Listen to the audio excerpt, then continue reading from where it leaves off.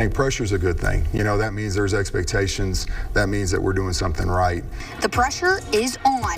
Two District 2 6A teams with a chance to make history. No glory in peaking week 1. There's no glory in peaking week 2. And same thing, our guys, there's no glory in peaking in week 7. Is that we still haven't achieved our goals yet. The ground and pound Midland High Bulldogs, undefeated in the regular season, are right alongside the relentless Odessa High Broncos, tied at 2-0 in district. And suddenly, both have the opportunity to clinch a playoff berth just 3 weeks into district play. And both coaches couldn't wait for their kids to experience a moment like this.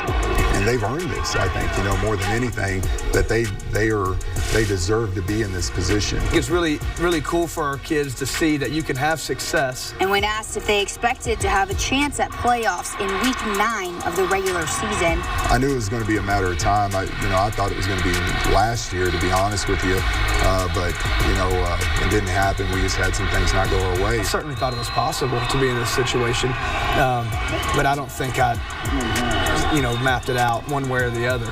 For the Broncos, this season includes more historic-making games than any other, dating back a decade to the last time they checked these crucial boxes. 2013 was the last time the Broncos beat Permian, check.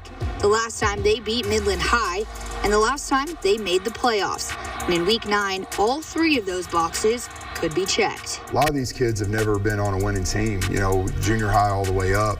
And I think they had to see it, experience it, and then they said, okay, we can do this. And in just the town over for Midland High, this is a chance to prove themselves in their district and their community and be the team they know they are. The Bulldogs have not lost to the Broncos since 2013, but they also have yet to make the playoffs since 2018, a 5-year playoff drought.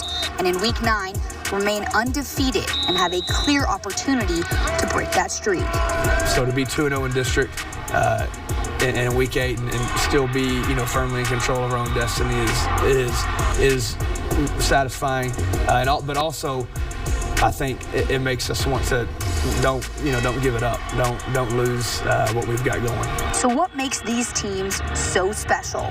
Well, when I asked, if you could describe this team this year in one word, what would it be? I think you heard me say it a lot today, is they're just resilient. Committed. Both coaches are focused on what's happening right now. It's been trying to go week by week, game by game, with a real big focus on let's just try to get better. Yeah, we got to win the game, right? I think that's first and foremost. But neither of these teams are willing to give up.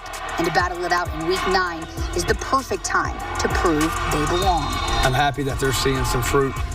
And I think they would agree with me in that we don't want our best football to be behind us at this point. We've made a lot of strides. We still have strides to make, but they really have bought in and tried to do what we're asking them to do and to turn that corner.